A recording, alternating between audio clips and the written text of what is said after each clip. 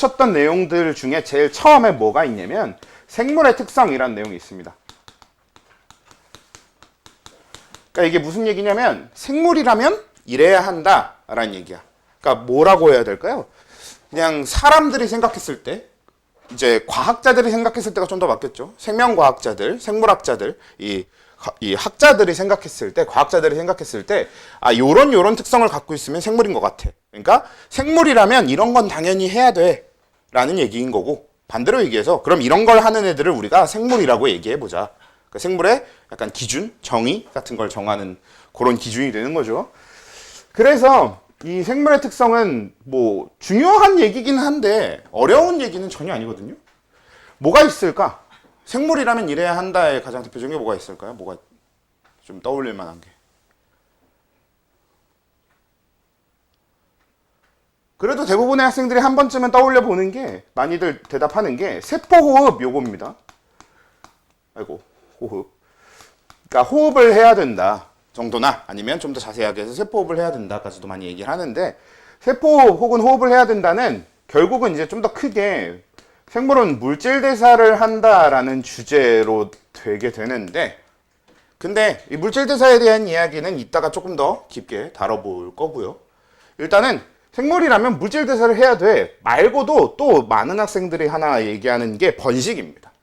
생물이라면 번식하겠지, 번식을 해야 한다라는 걸 굉장히 많은 학생들이 그래도 대답하는 편인데, 그래서 실제로 생물의 특성에는 번식이 있어요. 다만 번식이라고 부르진 않고요. 우리가 생명과학적으로는 생식이라고 표현하고, 그리고 생식과 유전 이렇게 부릅니다. 그러니까 생식이라고 하는 건 번식처럼 그냥 말 그대로 자손이 만들어지는 거, 자손이 태어나는 거 그 자체를 이제 생식이라고 부르는 거고요. 유전은 그 자손이 태어나는 중간에 결국 모개체와 이 자손개체 사이에는 유전적 연결성이 꼭 있어야 될 거 아니야. 그쵸? 우리는 모두가 부모로부터 유전자를 물려받았잖아요. 그런 것처럼 그런 유전적 연결성이 곧 유전과 관련된 이야기가 되니까, 그래서 생식과 유전이라는 건 생물이라면 꼭 해야 돼 라는 주제 안에서 다뤄지는 거고요. 그래서 얘는 이제 뭐 그냥 그런 얘기입니다. 근데 얘 말고 또 뭐가 있을까요? 대부분의 학생들이 요 정도까지는 얘기하는데, 요 아래로는 이제 뭐 간혹가다 얘기하시는 분들도 있지만 그렇게 다들 잘 얘기하는 편은 아니거든요. 뭐가 있을까?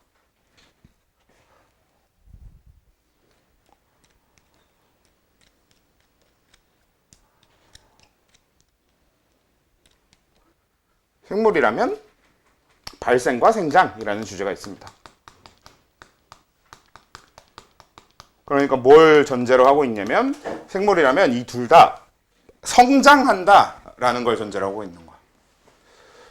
그래서 발생과 생장이라고 하는 건 성장이라는 주제로 같이 묶여 있습니다. 결국은 자라는 것 그 자체를 얘기하는 건데, 근데 발생과 생장 이 둘은 구분되는 개념이에요. 발생이라고 하는 것과 생장이라고 하는 건 구분되는 개념이기 때문에 우리가 구분해야 되거든. 근데 일단은 공통점을 먼저 얘기해보면, 공통점은 방금 얘기한 것처럼 둘 다 성장이에요. 그러니까 자라는 것에 대한 얘기입니다. 우리가 자라나는 것에 대한 이야기. 성장이라는 건 맞고요. 또 성장이라는 거 말고 또 한 가지가 뭐가 있냐면 체세포 분열이라는 점입니다.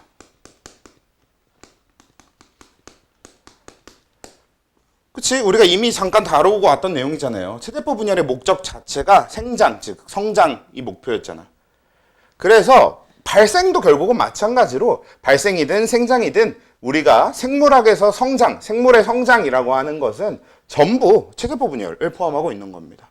그러니까 체세포 분열에 의해서 몸집이 커지거나 이런 걸 이제 우리가 생장, 성장이라고 하는 거지. 근데 그 공통점, 그래서 발생도 성장이고 체세포 분열인데, 생장도 체세포 분열을 통해서 되는 성장을 얘기하는데, 근데 둘의 차이는 뭐냐? 요거는 아주 간단한 예시로 바로 확인해 볼 수 있는데요. 자, 우리 올챙이가 개구리가 되는 건 발생이고요. 근데 우리 올챙이가 개구리가 되면 끝인가? 그게 아니고 갓 개구리가 된 애들보다 좀 오래 산 개구리들이 덩치가 더 크잖아. 그러니까 그 갓 개구리가 된 애들보다 그 더 큰 개구리가 되는 그 과정은 생장이라고 봅니다. 그러면 차이가 뭔지 뚜렷하지? 발생은 뭐가 생기는 거야? 어떤 외형적인, 기관적인 변화가 생기는 게 발생입니다. 올챙이는 어때? 다리가 있어, 없어? 없잖아. 꼬리를 대신 갖고 있죠. 헤엄치기 위한 긴 꼬리를 가지고 있지. 근데 개구리가 되면서 어떻게 돼? 꼬리는 사라지다시피 거의 없어지고요. 엄청 짧아지고. 대신 다리가 생기잖아요. 그런 식으로 아예 기관의 변화, 그러니까 외관적인 변화만이 아니라 그런 진짜 기능적인 그런 기관의 변화가 있어야만 그게 발생입니다. 그리고 생장은 그냥 덩치가 커지는 거. 물론 이 시기에도 외형의 변화 자체는 있을 수 있어요. 크기가 커지는 것도 외형의 변화잖아. 그뿐만 아니라 우리 왜 흔히 그런 얘기 하잖아요. 사람을 기준으로 생각을 해봐도 뭐 역변했니 정변했니 하는 얘기 하잖아. 그런 것도 이렇게 외형의 변화라고 얘기는 할 수는 있는데 근데 그건 그냥 생장이지. 뭐 그렇다고 해서 없던 기관이 생기거나 그렇죠? 어떤 기관이 있었던 기관이 갑자기 퇴화돼서 사라지거나 그런 건 아니란 말이에요. 기능적으로 바뀌는 게 아니란 말이에요. 외형적으로만 바뀌는 거지 여긴. 근데 여기 아예 기능적인 변화가 있잖아. 있던 꼬리가 없어지고 짧아지고 없던 다리가 생겨나고니까요. 그렇게 되는 거라서 뭐 우리 그 나비 같은 걸 예로 들어보면 알에서 애벌레가 태어날 때까지 이게 발생이고요. 애벌레가 번데기가 되는 거 발생이고요. 번데기에서 나비가 태어나는 것까지 다 발생입니다. 그러니까 태어나는 그 순간부터 태어나서 한참 후까지도 발생 과정을 계속 거치고 있는 경우가 돼. 그런 경우는 되게 흔해. 자연에서는 되게 흔합니다. 근데 이 나비가 갓 나비가 됐을 때보다 조금씩 덩치가 조금 더 커지는 거, 이게 생장이 되는 거지.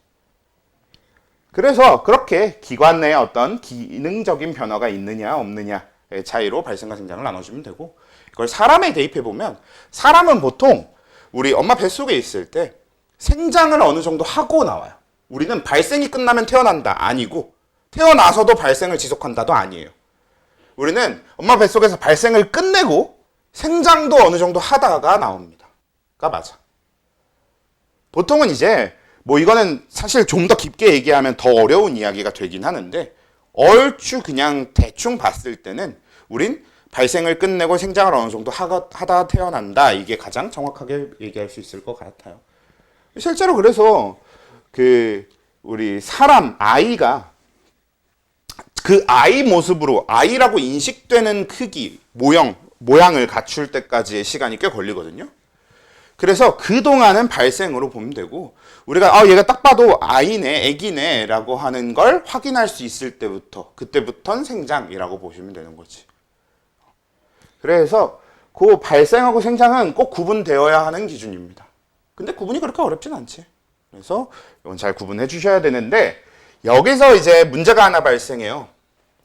어떤 문제가 발생하냐면 발생하고 생장을 구분한다. 그리고 얘네는 공통적으로 체세포 분열이다. 인데 이 주제에서 다세포 생물과 단세포 생물의 비교를 한번 해볼 필요가 있습니다. 다세포 생물은 세포 여러 개가 하나의 생물을 이루는 경우를 얘기하죠. 예를 들면 사람처럼. 근데 단세포 생물은 어때? 하나의 세포가 하나의 생물이 되는 경우를 얘기하거든요. 자, 이렇게 되면 다세포 생물은 체세포 분열을 통해서 발생하고 생장하거든요. 근데 단세포 생물은 세포 분열하면 발생하거나 생장한 건가요? 그게 아니면 뭐지? 개체가 두 개가 된 거지. 단세포 생물은 세포 분열하는 순간 세포가 두 개가 되거든. 근데 단세포 생물이란 뜻이 뭐야? 세포 하나가 개체 하나예요. 그러니까 단세포 생물은 체세포 분열을 하게 되면 개체가 늘어나. 개체가 늘어나는 건 발생과 생장이에요? 아니고 뭐야? 생식과 유전이지. 그래서 지금 우리가 얘기한 이 모든 발생과 생장에 대한 이야기는 이 다세포 생물의 체세포 분열에 대한 이야기고요. 그럼 단세포 생물은 발생과 생장을 하지 않습니다. 그냥 안 해요. 왜냐? 단세포 생물의 체세포 분열은 그 자체로 생식과 유전이라서.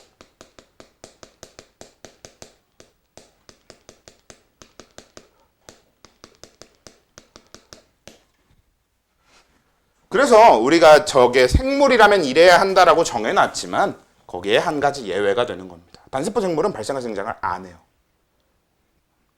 그래서 요거는 좀 생각해 주셔야 되는 부분이고, 대신 여기다 또 하나 더 추가해야 될 게 하나 있는데, 그럼 다세포 생물의 요 생식과 유전은 뭐예요? 우리 지난번에 이미 다뤘던 생식세포 분열이 되는 거지.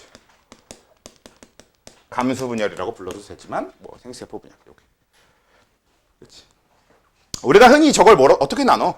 다세포가 하는 저런 생식세포 분열을 통해서 우리가 생식하는 걸 유성생식이라고 부르죠. 그리고 저렇게 단세포의 체세포 분열 같은 방식으로 분열하는 걸 무성생식이라고 합니다. 그리고 무성생식은 사실은 유전적 다양성에 굉장히 치명적이죠. 불리합니다. 근데 다세포 생물의 생세포 분열은 그 유성생식은 굉장히 그 유전적 다양성에 그 유리한 방법이지. 그래서 그게 되게 중요하긴 한데, 여기서도 이제 한 가지 또 어떤 게 있냐면, 이거는 몰라도 돼. 여기까지는 알아야 되는 내용의 설명이었고, 이건 이제 잠깐 추가로 설명해보는 재밌는 내용, 재밌는 생물 이야기가 되는데, 단세포 생물들도 유성생식해요. 근데 잘 안 해. 왜냐면 단세포 생물들은 유성생식이 너무너무 위험한 방법이라 보통 쟤네들은 애지간해선 유성생식 안 하고 무성생식 하려고 합니다. 유성생식 방법이 어떻게 되는 거냐면, 단세포 생물들은 유성생식을 해야 될 때 두 개체가 하나로 합쳐져요. 진짜로 둘이 합체를 해. 그러면 하나의 개체로 합쳐져서 그 안에서 유전자가 서로 섞이거든요.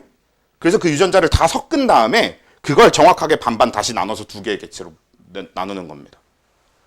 그러면 우리가 일반적으로 알고 있는 생식세포 분열, 그리고 그 수정, 그리고 탄생 그 과정에 그대로 반영되어 있는 거 맞잖아요. 유전자가 섞인다라는 거니까. 근데 문제가 하나 있는데, 어떤 게 있냐면 우리는 그 과정이 잘 되도록 염색체라는 것도 만들고, 그리고 상동 염색체라는 것도 만들어서 그 과정이 어떻게 되는지 다 봤잖아요. 다 배웠잖아요. 그렇게 만들어져 있는데, 쟤네는 그런 게 아니라 그냥 둘이 합친 다음에 유전자를 섞어. 그 다음에 그걸 다시 둘로 나누는 거거든. 약간 어떤 느낌이냐면, 블루베리 요거트 스무디 같은 걸 시킨 다음에, 블루베리 요거트 스무디가 뭐예요? 블루베리랑 요거트랑 얼음이랑 넣고 간 거잖아. 그런 다음에 거기서 다시 블루베리랑 요거트를 분리해내는 거나 마찬가지 과정이거든. 그치? 말이 안 되지, 사실상. 그래서 되게 위험합니다. 대부분 그냥 두 개체가 다, 그러니까 둘이 합쳐진 다음에 유전자를 섞어서 둘로 나누잖아? 그럼 두 개체가 다 그냥 병신이에요. 그냥 죽어버려요. 살지 못해. 그런 경우가 훨씬 많거든? 그래서 잘 안 합니다. 근데 어떤 경우에 보통 단세포가 유성생식을 하냐면, 환경 변화가 갑자기 엄청 극심하게 벌어져서 지금 당장 이대로라면 우리 종 자체가 다 죽어버릴 것 같아. 그럴 때 합니다. 약간 죽기 아니면 까무러치기, 약간 이런 거죠. 어차피 다 죽을 거면 그런 도박이라도 해보자 이러면서 하는 게 약간 단세포 생물의 유성생식이거든. 그래서 이런 건 좀 재밌는 이야기로 하나 얘기해 본 거고, 일단 기본적으로 우리가 알아둬야 될, 정리해야 될 내용 이렇게. 에다가 생물의 특성 요렇게 끝이 아니라 더 추가. 뭐가 있죠? 또 생각해보면. 맞아요. 아주 중요한 걸 말씀하셨습니다. 진화. 이거 되게 중요하죠. 근데 얘도 하나의 주제가 아니라 이렇게 두 개의 주제를 묶어서요, 적응과 진화 이렇게 봅니다. 자, 근데 이 적응과 진화에 대해서도 이야기할 주제가 좀 더 있어. 근데 적응과 진화 자체는 뭔지는 우리 어렴풋이 다 알고 있는 거잖아요. 어떤 환경이 변하면 그 변한 환경에 대해서 적응하고, 그리고 그 적응이 그 누적되면 진화가 되고, 뭐 이런 식으로 여러 가지 얘기를 하는데, 근데 적응하고 진화도 구분할 수 있어. 여기서 문제가 하나 발생합니다. 어떤 문제가 발생하냐면, 사실 적응과 진화는 구분 못해요. 왜냐면 오랜 시간의 적응의 결과가 진화고요. 그리고 그 진화의 결과가 또다시 적응입니다. 원래 그래서 적응과 진화는 그냥 서로 맞물려 돌아가는 관계지 원래 구별할 수 있는 것이 아니거든. 그래서 과학자들한테 적응이랑 진화를 구별하라 그러면 구별을 못하는 거다라고 대부분 그냥 대답을 해요. 아니면 최소한의 것으로 얘기를 하지. 진화는 그 종의 분화가 일어나야 진화다 뭐 이런 식으로 얘기를 하거든. 근데 그 진화의 결과가 최종적으로 종의 분화에 도달해야 그걸 진화라고 부른다 뭐 이런 식의 정도로 얘기를 하는데 별로 유의미한 이야기가 아니에요. 그래서 과학자들도 이걸 구분하는 걸 그렇게 선호하지는 않습니다. 다만 교육과정상에서는 옛날에 사용하던 적응과 진화의 구분 방법을 아직도 사용하는 경우가 조금 있어요. 이게 요즘은 잘 안 하는데 몇몇 학교들은 여전히 가르치거든요. 대표적으로 광명고 이런 데는 잘 안 가르치는데요. 그냥 광명고 이런 데서는 적응이랑 진화를 같이 묶어서 가르치는데 광문고 이런 데서는 아직도 적응이랑 진화를 좀 구분해서 가르치고 이래요. 근데 학교마다 이게 워낙 다르니까 그래도 우리가 한 번은 그냥 같이 보고 가면 좋은데 근데 이게 적응과 진화를 구분하는 게 기준 자체는 꽤 뚜렷합니다. 실제로는 구별하지 않는 게 맞다곤 하더라도 구분하려고 하면 그 기준 자체는 뚜렷한데 어떤 게 있냐면 종 자체가 이 종이라면 모두가 다 가지는 특성 이게 적응일까 진화일까? 적응의 결과일까 진화의 결과일까? 나머지 하나는 이 종 전체 중에 일부만 갖고 있는 특성이 있겠죠. 그래서 적응하고 진화는 둘 중 하나는 종 전체가 갖는 특성을 얘기할 때 쓰는 단어고 나머지 하나는 종 일부가 가지는 특성을 얘기할 때 쓰는 거거든. 이게 뭘까요?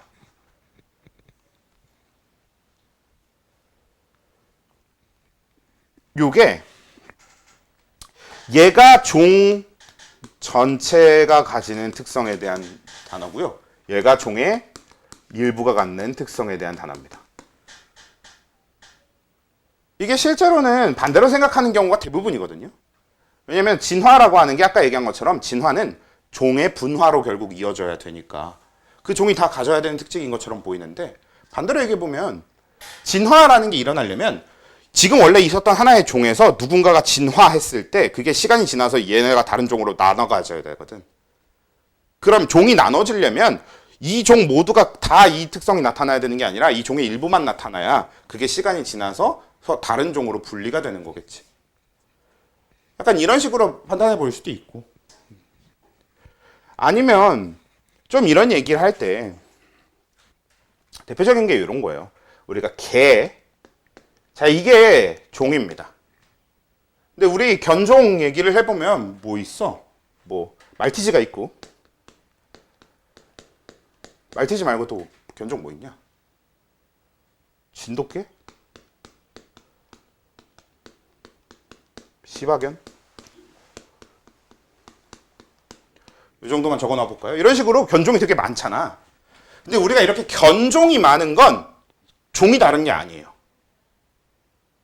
얘네들은 서로 종이 다른 게 아니라 우리 종 안에는 아종이라는 게 있어. 이게 뭐냐면 실제로는 개라고 하는 하나의 종으로 묶여 있지만 그 안에서 그래도 얘네들은 특성이 분명히 다 다르잖아요. 그러니까 그걸 구분해서 따로 이름을 짓기 위해서 아종이라고 해서 종 안에서도 그냥 구분 짓는 따로 집단을 하나씩 만들거든요. 그게 말티즈, 진돗개 이렇게 하는 이 견종이라고 하는 요것들은 그 아종에 들어가는 개념들입니다. 그러니까 실제로는 말티즈랑 진돗개가 우리는 종이 다르다라고 얘기하지만 실제로 종이 같아요. 개라고 하는 하나의 종에 들어가 있는 거야. 단지 쟤네들이 이름이 다르고 특징이 다른 건 아종적으로 다른 거거든요. 그렇기 때문에 쟤네들은 각각이 어때? 성질, 성격이 다르지. 갖는 특성도 다르고 유전적으로도 많이 다릅니다. 그래서 그건 진화의 결과라고 봐야 되는 거야. 그러니까 말티즈가 갖는 특성은 말티즈만의 진화의 결과인 거고 진돗개가 갖는 특성들은 진돗개만의 진화의 결과인 거고 시바견만이 갖고 있는 시바견의 특성은 시바견만의 이제 진화의 결과인 거고 이런 식이어야 되고요. 근데 그 이전에 모든 개가 다 공통적으로 갖고 있는 특성들도 다 있을 거 아니에요. 예를 들어 뭐 냄새를 잘 맡아 후각이 예민하다던가 이런 거 있죠. 그런 건 적응의 결과인 거예요. 이렇게 보는 게 적응과 진화의 구분입니다. 알겠지? 그래서 실제로 지금까지도 아직은 이 품종끼리의 품종 간 교배가 당연히 되게 자유롭게 일어나거든요. 우리가 그래서 품종 간 교배된 개들을 그 잡종 뭐 이런 식으로 부르기도 하고 하잖아요. 아니면 품종견 이렇게 따로 그 말티즈끼리만 교배해서 계속 말티즈만 태어났던 어떤 그렇게 해서 그렇게 해서 얻어낸 말티즈들은 뭐 품종견이라고 따로 부르기도 하고요. 그렇게 부르기도 하는데 근데 어차피 지금 당장은 서로 다 번식이 가능한 상태이기 때문에 개라고 하는 종으로 묶여 있어. 근데 이게 시간이 지나면 나중에는 어떻게 될지 몰라요. 서로 번식이 불가능한 상태가 될 수도 있습니다. 실제로 말티즈랑 막 시베리안 허스키 뭐 이런 종 있잖아요. 이런 종은 지금도 이미 서로 다른 종으로 봐야 되지 않느냐라는 의견도 있어요.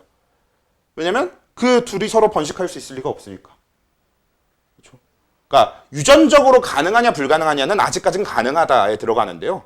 둘의 의지로 하지 않을 테니까 둘은 이미 다른 종으로 봐야 된다. 그러니까 당장은 아직은 유전적으로 가능해도 좀만 한 수십 년만 더 지나면 진짜 유전적으로 분리될 수도 있다. 그런 사례가 우리 그 역사를 보면 되게 많거든요. 원래 하나의 종이었다가 그리고 하나의 종이었기 때문에 되게 다르게 생겼는데도 서로 교배가 가능하다가 어느 시점을 순간으로 서로 교배가 아예 안 되는 시점이 생겨버려요. 진짜 유전적으로 많이 갈라져 버려요. 그러면서 종의 분화가 일어나는 거거든. 그런 식으로 그 종 자체 이렇게 나중에 종이 분화될지언정 지금은 이렇게 아종들 사이에 이렇게 서로 하나의 종 안에서 따로따로 갖게 되는 따로따로 가져가서 이렇게 진화시키는 특성들 이런 게 진화의 결과라고 보는 거고 종 전체가 다 공통적으로 갖고 있는 건 적응이라고 보는 거고 일단 이렇게 구분을 할 수 있습니다. 사실 쓰레기 같은 구분이에요. 원래는 할 필요가 없는 구분입니다. 근데 이제 아직까지도 하는 학교 그렇게 가르치는 학교가 조금씩은 있으니까 한번 언급을 해본 거고 그래서 적응과 진화는 이 정도 얘기하면 되겠고 또 이제 남은 거는 좀 비교적 간단한 얘기밖에 없습니다. 하나는 자극에 대한 반응이에요.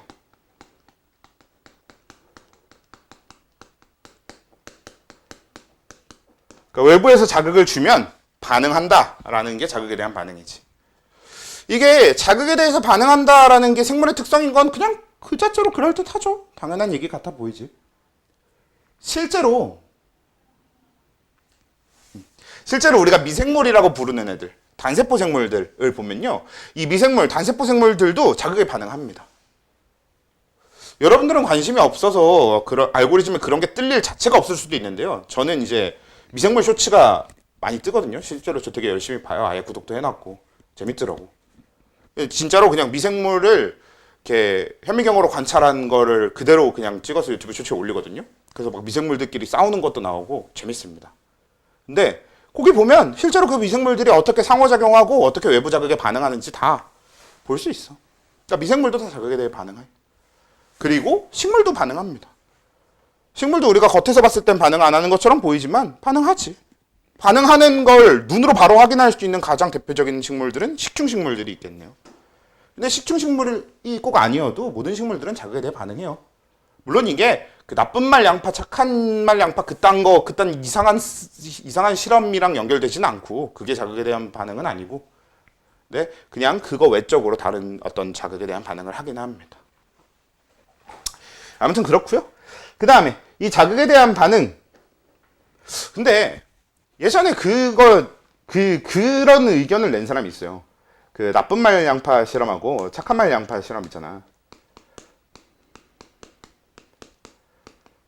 물론 지금은 이게 이제 대부분이 다 그냥 유사과학 실험이다. 전혀 과학적이지 않다라는 걸 다 동의하고 그냥 우스갯소리로 한 번씩 얘기하는 실험이긴 한데 저는 개인적으로 그 실험은 진짜 누군가 꼭 한번 해봤으면 좋겠어. 나쁜 말 양파한테 약간 정말 착한 표정과 정말 좋은 분위기에서 쌍소리를 내뱉는 거죠. 욕을 막 미친 듯이 하는데 되게 좋은 얼굴과 굉장히 착한 분위기에서 하고 착한 말 양파한테는 되게 험악한 분위기에서 되게 착한 말만 하는 거죠.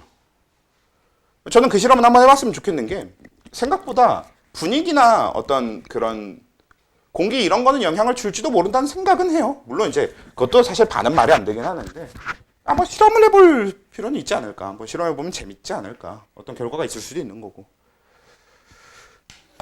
왜냐면 물론 이제 이게 거시세계라서 다른 얘기긴 한데 미시세계 기준으로 해보면 전자 같은 경우에는 관측하냐 관측하지 않냐에 따라서 달라지는 것처럼 사실은 우리가 여태까지는 그 영향이라고 인식하지 못했던 게 사실은 영향을 주고 있었을 수도 있는 게 발견될 수도 있는 거니까.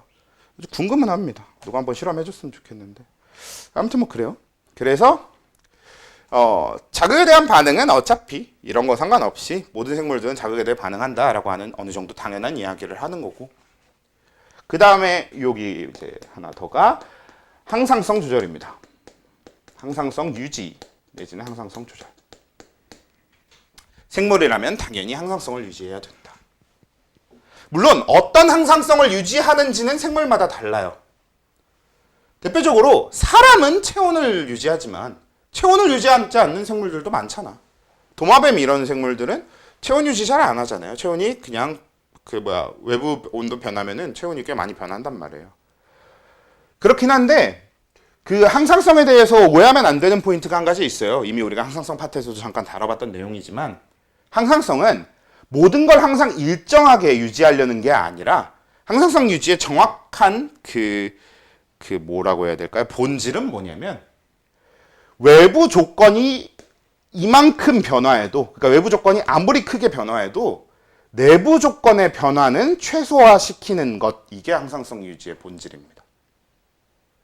그러니까 밖에 기온이 높을 땐 40도까지 올라가고 떨어질 땐 영하 20도까지, 영하 10도까지 떨어져도 우리 체온은 그래봤자 38도에서 36도, 35도 요 부근을 벗어나지 않게 하는 거.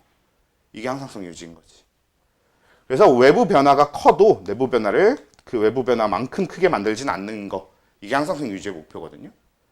이렇게 생각해보면 도마뱀도 체온 유지를 어느 정도는 하고 있다고 볼 수도 있어요. 결국 걔네들이 죽지 않을 정도의 최소 체온은 유지할 거고, 아무리 추워도. 그렇죠? 아무튼 그래서 항상성 유지는 이런 식의 주제에서 할 얘기가 있는 거고 끝입니다. 이렇게 하면 생물의 특성은 다 끝났어. 다만 무질대사 얘기가 아직 안 끝났는데, 어차피 이 생물의 특성을 이야기한 그 다음 내용이 바로 물질대사에 관련된 이야기거든요. 그래서 이제 물질대사에 대한 깊은 이야기로 넘어가 볼 건데, 자, 일단 물질대사가 뭐냐부터 얘기를 해야 되는데요. 물질대사는 일단 전제 조건이 생물 내에서 일어나야 됩니다. 그러니까 생명체 내에서 일어나야 돼요. 살아있는 생명체 내에서 일어나는 건데, 그 생명체 내에서 일어나는, 그 몸 안에서 일어나는 일 중에 일어나는 화학 반응 전반을 다 물질대사라고 합니다. 그리고 이 물질대사가 화학 반응이라는 점이 아주 중요해요. 결국은 물질대사가 화학 반응이기 때문에, 그리고 그 화학 반응을 생명체 내에서 일으키려고 하기 때문에 항상 필연적으로 촉매가 필요하게 됩니다. 그래서 모든 물질대사에는 다 촉매가 필요해요. 그러니까 화학 반응이 생명체 내 말고 몸 밖에서 일어나잖아? 그러면 우린 주로 열을 가해준다던가 pH를 변화시켜준다던가 해서 외부 조건을 변화해서 얘 반응 조건을 맞춰주기가 쉬워요. 근데 우리 몸 안에서 일어나는 건 그런 조건 변화를 마음껏 할 수가 없죠. 우리 몸이 어느 정도 유지되는 조건 안에서 일으켜야 되잖아. 그러니까 촉매를 넣어서 그 반응이 일어날 수 있게 만들어줘야 되거든요. 그 촉매의 이름이 뭐예요? 효소지. 그러니까 우리가 흔히 얘기하는 효소라고 하는 건 생물체 내에서 일어나는 이 화학 반응인 물질대사가 일어나는데 필수 조건입니다. 무조건 있어야 돼요. 모든 물질대사엔 효소가 필요해요. 그래서 이 효소가 꼭 있어야 된다는 얘기인데, 그 물질대사는 일단 둘로 나눠집니다. 이거는 했지 않았어? 해본 적 있지 않아? 하나는 동화작용이라고 부르고요. 하나는 이화작용이라고 부르지. 동화작용은 뭐예요?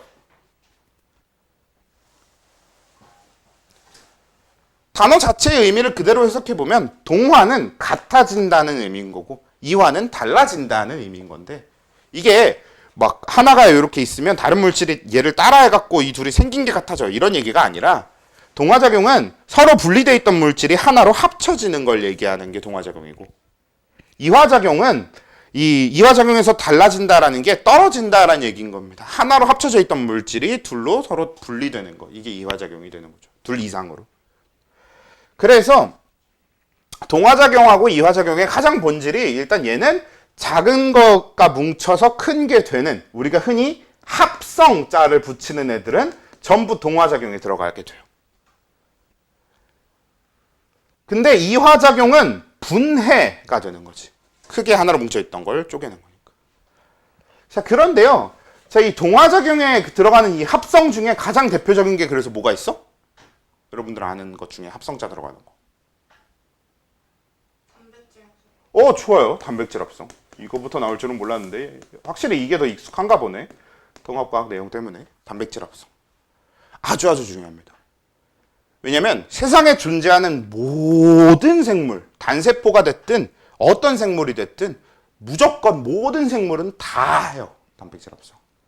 단백질 합성은 살아있는 생물이라면 무조건 해야 되는 물질대사가 됩니다.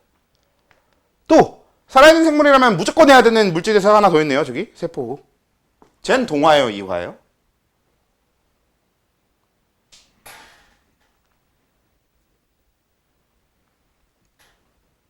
자, 이걸 이해하는 두 가지 방식, 두 가지 포인트로 한번 정리를 해볼게요. 이거에 대한 이해를. 자, 우리 혹시 세포호흡이라고 하는 과정이 어떻게 되는지 기억하십니까? 세포호흡식. 알아?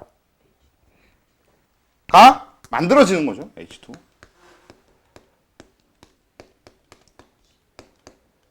가 이렇게 만들어져요. 이 세포흡식 같은 경우는 이제 여러분들이 외우셔야 돼요. 외워주시는 게 좋고요.